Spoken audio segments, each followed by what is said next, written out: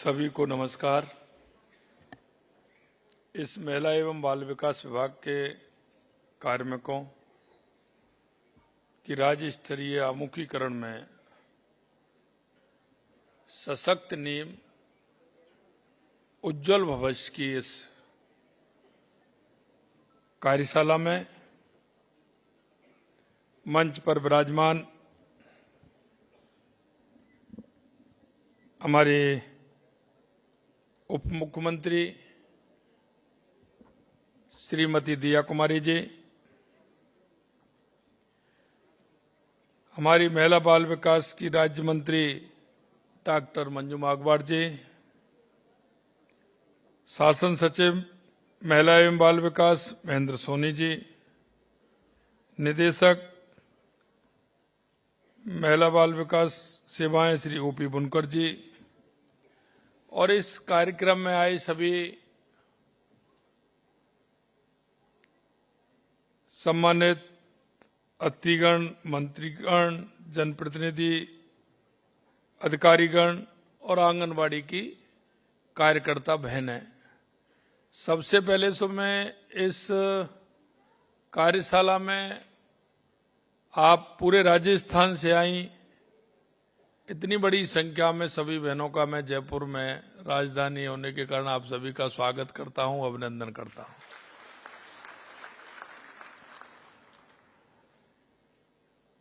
क्योंकि मेरे मन में एक बात आई थी,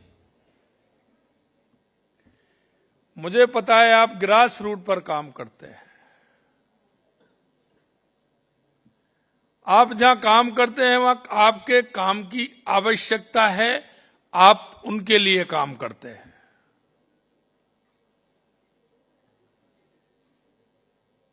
इसलिए मन में यह बात आई थी कि आपसे मिला जाए, आपसे बात की जाए, आपकी समस्या भी सुनी जाए, आपको वहां क्या क्या परेशानी आती है, आप किस तरह से वहां हमारी जो नींव है उसको मजबूत करने का काम आप कर रहे हैं। महिला एवं बाल विकास से जुड़ी इस आमुखीकरण सेमिनार में आपका स्वागत है। महिला हमारी आधी आबादी है और बच्चे हमारा भविष्य हैं। इन दोनों का विकास बहुत आवश्यक है।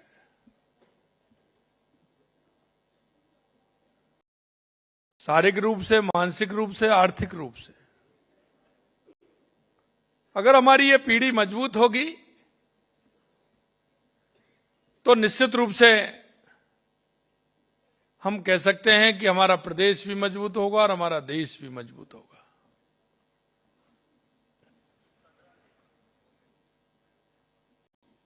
आप अगर प्रगति के पथ पर होंगे तो निश्चित रूप से हमारा राजस्थान भी सशक्त राजस्थान होगा, विकसित राजस्थान होगा। महिलाओं के सशक्तिकरण से एक अच्छे परिवार, समाज और एक अच्छे राष्ट्र का विकास भी होता है और वो आपका अनुभव भी है, क्योंकि आप उस ग्रामीण अंचल से सभी जुड़े हुए हैं जहां परिवारों का विघटन भी देखते हैं, जैसा अभी मैंने पूछा, और परिवारों का समावेश भी देखते हैं, भाईचारा भी देखते हैं। वो दोनों अनुभव आपको होते हैं।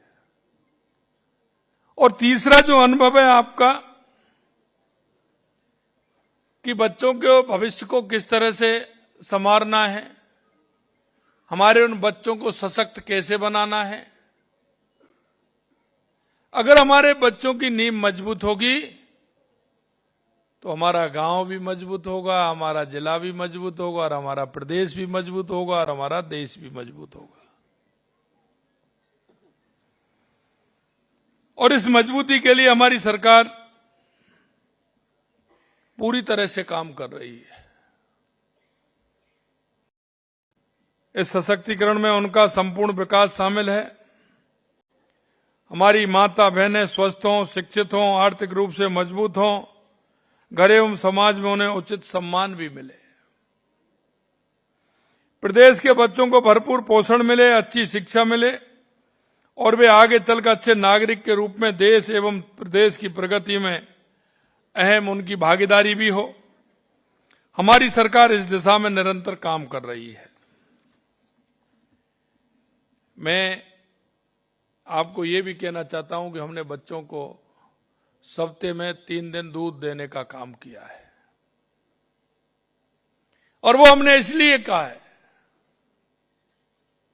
और इसलिए हम उनको सशक्त बनाना चाहते हैं, इसलिए हमने किया है।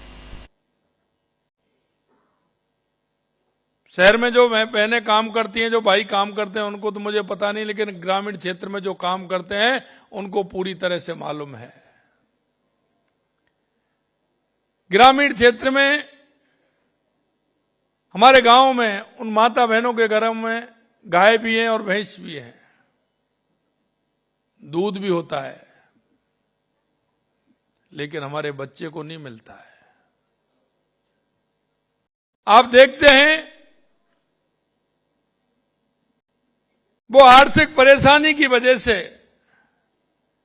घर में जो दूध होता है, उस दूध को सुबह जो वो टंकी वाला आता है, डेयरी वाला आता है, उस पूरे दूध को लेकर के चला जाता है, और ये उसकी आर्थिक स्थिति के कारण घर परिवार में से वो पूरा दूध चला जाता है और हमारे उस नौनिहाल बच्चों को नहीं मिलता है। हमने सोचा कि हमारे वो बच्चे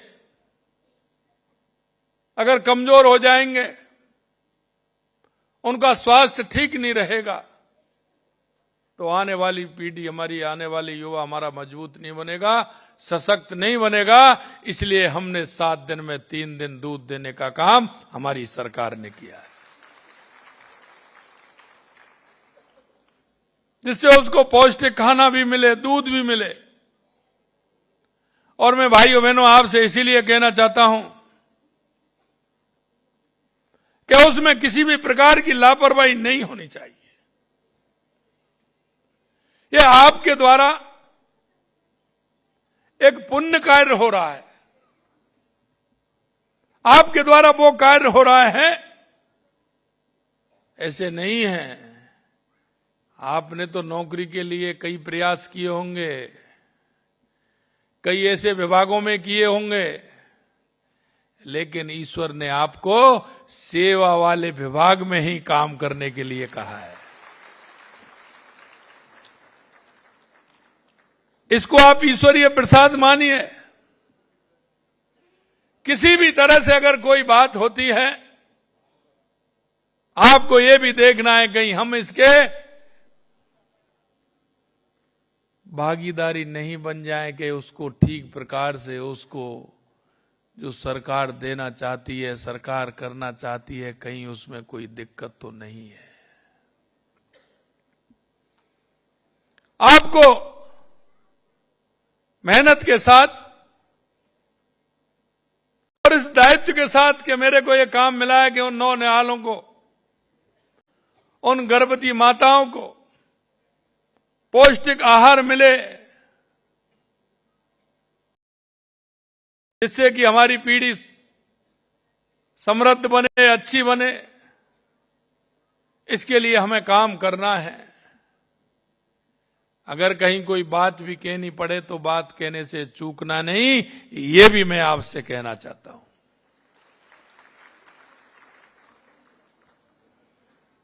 आज इस कार्यक्रम में सम्मानित हुए अधिकारी और कार्मिकों को भी बधाई देना चाहता हूं कि उन्होंने अच्छा काम किया है। और मैंने कहा है कि इस क्षेत्र में काम करने वाली हमारी भाई हो, बहनें हो, आंगन साथिन से लेकर के, आंगनवाड़ी केंद्र से लेकर के और हमारे अधिकारियों से लेकर के सभी का सम्मान होना चाहिए, जो अच्छे काम करते हैं, बढ़िया काम करते हैं। और मैं इसके साथ साथ में एक और कहता हूं, जो अपनी जिम्मेदारी को ठीक प्रकार से नहीं समझते हैं, मैं वो भी कहता हूं कि उनको भी दंड देने में चूकना नहीं है, चाहे कुछ भी हो। क्योंकि हम जो काम कर रहे हैं, हम धोखा दे रहे हैं। अगर ठीक प्रकार से हम उसका कार्य का निर्वहन नहीं कर पा रहे हैं तो हम अपने आप को भी धोखा दे रहे हैं और आने वाले उस परिवार को भी धोखा दे रहे हैं जिसको आवश्यकता है, वो अंतिम पंक्ति में खड़ा है, उसको आपके काम की आवश्यकता है, इसलिए उसको भी धोखा देने का काम कर रहे हैं। तो वो भी हमारे मन में आना चाहिए कि हम गलत कर रहे हैं। और मैं वो दूसरे रूप में भी कहता हूं। मैं कई लोग जब हम कहते हैं तो अच्छे काम के लिए जब होता है तो भगवान के द्वार पर जाते हैं, इसके जाते हैं, उसके जाते हैं, ठाकुर जी के, माता जी के, हनुमान जी के, कहीं ना कहीं जाते हैं। तो हमारे मन में ये विश्वास होता है कि ईश्वर हमें देख रहा है, हम उसके यहाँ आए हैं, हम जाएंगे, कुछ ना कुछ और भी करेंगे वहां। लेकिन मित्रों, मैं एक बात और कहना चाहता हूं, जो हमारे अच्छे काम को देख रहा है तो हमारे दूसरे काम को देखते समय वो अपनी आंख बंद नहीं कर रहा है, वो उस काम को भी देख रहा है। इसलिए हमें ये भी ध्यान रखना चाहिए। कई लोग होते हैं अपनी दृढ़ इच्छा शक्ति मजबूत हो, कहने के लिए पूरी तरह से हम तैयार हों, कहीं कोई दिक्कत नहीं है। इसलिए मैं कहना चाहता हूं कि साथ ही हम आपसे आग्रह भी है कि महिला और बच्चों के हित में प्रदेश भर में हमारी टीम ज्यादा लगन एवं मेहनत के साथ काम करे, ताकि हमें अगली बार और ज्यादा कार्मिकों को सम्मानित करने का अवसर भी हमें मिले। योजना की सफलता इस बात पर निर्भर करती है कि हम उन्हें किस मानसिकता के साथ लागू करते हैं। इसलिए आप सकारात्मक मानसिकता एवं लक्ष्य पर केंद्रित होकर काम करें। आपसे ये अपेक्षा है की जाती है कि आप अपने जिम्मेदारियों को ईमानदारी, पारदर्शिता और निष्ठा के साथ आप उसको निभाएं। विभाग के अंतर्गत कार्यरत सभी जिला, ब्लॉक एवं ग्राम स्तर के सभी अधिकारी कार्मिक समय समय पर होने वाले बदलावों से खुद को अपडेट भी रखें, क्योंकि बदलता समय है, हमको अपडेट भी रखना है। आंगनबाड़ी केंद्रों के माध्यम से प्रदेश के लगभग 43 लाख बच्चे और महिलाओं को सूक्ष्म पोषण तत्वों युक्त पूरक पोषाहार उपलब्ध कराया जा रहा है, ताकि उनके पोषण की आवश्यकता पूरी हो सके। इसमें ओटीपी आधारित प्राप्ति तथा चेहरों से पहचान के जैसे नवाचार किए गए हैं। फिर भी हम आप सबके स्तर से यह सुनिश्चित किया जाना चाहिए कि लाभार्थी को मिलने वाले पूरक पोषाहार गुणवत्तापूर्ण हो और उसकी पारदर्शिता तरीके से उसका ठीक प्रकार से उसके पास वितरण हो जाए, उसके पास पहुंच जाए। ये जहां से भी आता है, ये उनके लिए आता है जो इसके हकदार हैं। अगर कहीं उनके हक में दिक्कत आती है तो वो हम सबको ठीक नहीं है, और मैं तो कह रहा हूं वो नुकसानदायक भी है। मन में कितना भी कर लें, लेकिन वो नुकसान कहीं ना कहीं दे जाएगा, वो रुकने वाला नहीं है। और कभी कभी ऐसी दिक्कत आए तो 2 मिनट के लिए आंख बंद करके देख लेना कि मैं ठीक है या सही है, तो वो अपने आप रास्ता दिखा देगा कि कौन सा सही है और कौन सा गलत है। हमारे आंगनबाड़ी केंद्र नियमित रूप से खुलने चाहिए और वहां आने वाले बच्चों को निर्धारित समय पर सारणी के अनुसार गतिविधियां कराई जाएं। बच्चों को विभाग द्वारा उपलब्ध कराई गई पुस्तिकाओं के माध्यम से गतिविधियां कराई जाएं और समय पर नाश्ता एवं गर्म पूरक पोषाहार खिलाया जाए। बच्चों को अतिरिक्त पोषण के रूप में गर्म दूध उपलब्ध कराने के लिए हमने मुख्यमंत्री अमृत आहार योजना शुरू की है। इसका लाभ भी सभी बच्चों को उनको मिलना चाहिए।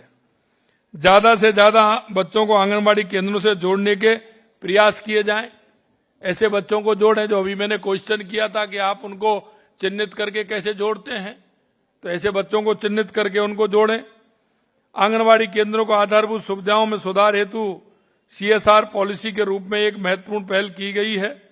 हमें समाज के भामाशाह NGO और CSR भागीदारी का सहयोग प्राप्त करने की दिशा में काम करना चाहिए। एक मैं और कहना चाहता हूं आपसे, देखिए ये पुण्य का कार्य है, और कभी कभी हमारे मन में एक बात आ जाती है कि पुण्य के कार्य में हम समाज से कराए हैं तो एक बहुत अच्छी बात भी होती है और आगे आदत भी डलती है, क्योंकि समाज बहुत कुछ कर सकता है।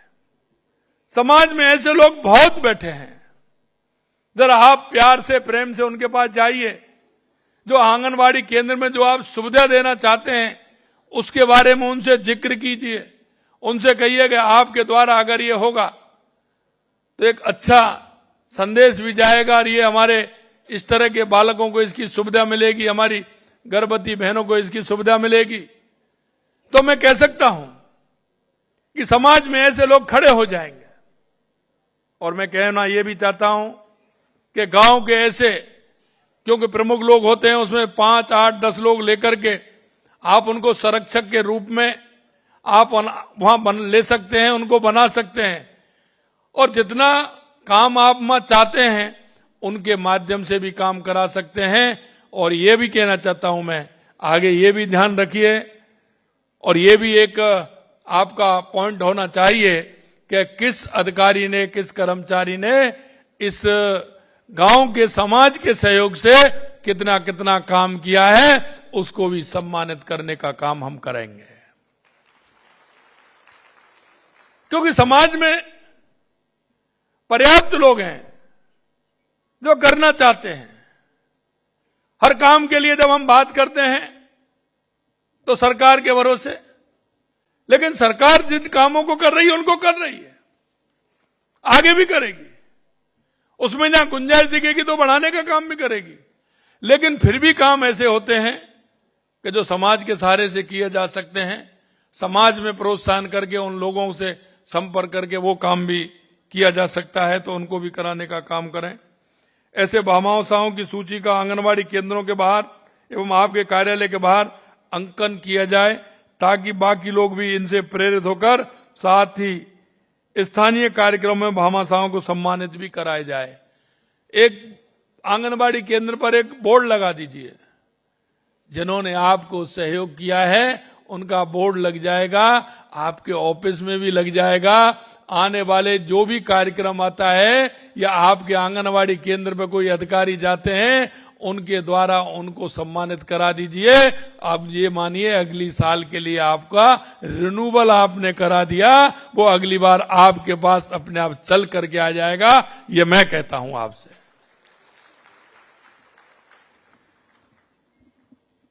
आंगनबाड़ी केंद्रों में स्थानीय समुदाय की भागीदारी हेतु हमारे सेवानिवृत्ति कार्मिक हैं, भामाशाह हैं, समाज के प्रबुद्धजन हैं, उनको आंगनवाड़ी केंद्र से जोड़ करके हम ये काम करेंगे। महिलाओं की सुरक्षा एवं सहायता से जुड़ी योजनाएं जैसे महिला सुरक्षा सलाह केंद्र, वन स्टॉप सेंटर, सखी केंद्र, उद्यम प्रोत्साहन योजना, वर्क फ्रॉम होम योजना, शिक्षा सेतु योजना, अमृता हाट योजना एवं मुख्यमंत्री सामूहिक विवाह अनुदान योजना का लाभ प्रत्येक पात्र लाभार्थी तक पहुंचाना सुनिश्चित किया जाए। महिला हेल्पलाइन नंबर 181 का व्यापक प्रचार प्रसार भी किया जाना आवश्यक है। कालीबाई भील उड़ान योजना को पूर्ण पारदर्शिता के साथ लागू करें। ये पात्र लाभार्थी किशोरियों महिलाओं को समय पर सैनिटरी पैड उपलब्ध कराए जाएं, ये भी सुनिश्चित करें। आईसीडीएस फील्ड कार्मिकों के प्रशिक्षण के लिए धौलपुर में स्थापित स्किल लैब का आज उद्घाटन किया है। इस लैब में विभिन्न प्रकार की आईईसी सामग्री, एक बड़ी स्क्रीन, एलईडी, ऑडियो विजुअल उपकरण, अन्य डिजिटल उपकरण, बाग किचन सेटअप आदि तैयार किए गए हैं, ताकि प्रदर्शनी के साथ प्रशिक्षण भी दिया जा सके। आपकी कुशलता हमारी कुशलता है। जितना ज्यादा हमारी टीम का कौशल विकास होगा उतनी ही ज्यादा विकास के रास्ते हमारी प्रगति सुगम और त्वरित होगी। ये स्किल लैब इंडो जर्मन सहयोग के तहत इंटरनेशनल डेवलपमेंट पार्टनर GIZ एवं जपायोगो द्वारा तैयार करवाई गई। इसके लिए मैं उन्हें भी बहुत बहुत धन्यवाद और बधाई देता हूं। मुझे बताते हुए अर्थ हो रहा है कि यशस्वी प्रधानमंत्री माननीय नरेंद्र मोदी जी द्वारा 22 जनवरी 2015 को प्रारंभ की गई बेटी बचाओ बेटी पढ़ाओ योजना को 10 वर्ष पूर्ण हुए हैं। इस योजना से बालिकाओं के प्रति समाज की सोच में सकारात्मक बदलाव एवं बाल लिंगानुपात में बालिका शिक्षा में सुधार हुआ है।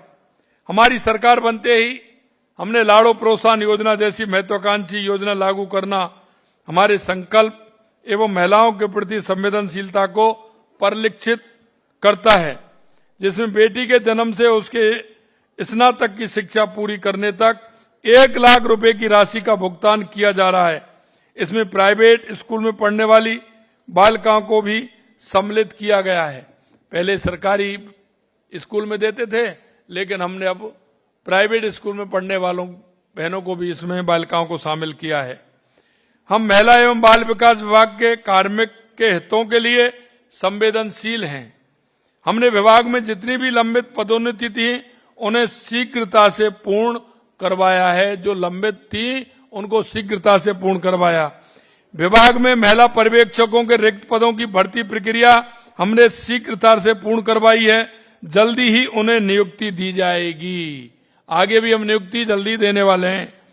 इसी तरह सीडीपीओ, एसीडीपीओ, कनिष्ठ सहायक संरक्षण अधिकारियों के पदों को जल्द भरा जाएगा। मंत्रालय कर्मचारियों के लिए पृथक निदेशालय बनाए जाने की कार्रवाई भी जारी है। और अब मैं कहना चाहता हूं, आंगनबाड़ी बहनों के मानदेय में भी 1 अप्रैल 2024 से 10% की वृद्धि की गई, जिसमें इस विभाग से जुड़ी प्रदेश की लगभग 1.50 लाख महिला मानदेय कर्मी, आंगनबाड़ी कार्यकर्ता, आंगनबाड़ी सहायिका एवं ग्राम साथिन बहनें लाभान्वित हुई हैं। सरकार अपने कर्मचारियों के हितों के प्रति पूर्ण रूप से सजग एवं समय समय पर प्राप्त मांगों के प्रति भी सकारात्मक है। इसलिए आप सबका ये दायित्व है कि आप सरकार के साथ कंधे से कंधा मिलाकर चलें और आप आम जन की सेवा में आप भागीदारी बने। भारत सरकार कुपोषित ग्राम पंचायतें कार्यक्रम शुरू कर कुपोषण मुक्त भारत की संकल्पना पर कार्य कर रही है, जिससे ग्राम पंचायत की महत्वपूर्ण भूमिका। हम सभी को प्रदेश को कुपोषण मुक्त बनाने के प्रयास में सक्रिय रूप से योगदान देना होगा, ताकि हमारे क्षेत्र के किसी भी आंगनबाड़ी केंद्र में एक भी बच्चा कुपोषित न रहे। क्योंकि ये कुपोषण से जो बच्चा प्रभावित होता है उसको बहुत बड़ी परेशानी होती है। और आप भी देखते हैं, अगर वो कुपोषण मुक्त होगा तो स्वस्थ भी होगा, मस्त भी होगा और वो ठीक प्रकार से उसका मस्तिष्क भी चलेगा और आगे वो एक अच्छे नागरिक की तरह काम करेगा। महिला एवं बाल विकास विभाग महिलाओं और बच्चों के जीवन को बेहतर बनाने, उनके स्वास्थ्य एवं पोषण सुनिश्चित करने के लिए पूर्ण प्रतिबद्धता से कार्य करे, ताकि सामाजिक स्तर पर सकारात्मक बदलाव लाया जा सके। और इन सब में आप सबकी महत्वपूर्ण भूमिका आवश्यक है।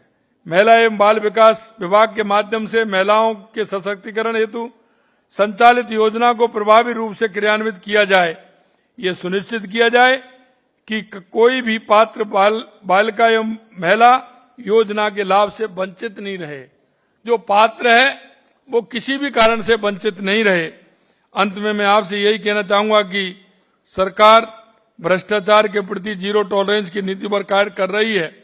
अतः आप सभी स्वस्थ मानसिकता से सभी योजनाओं का लाभ पूर्ण पारदर्शिता के साथ आम जन तक पहुंचाए हैं।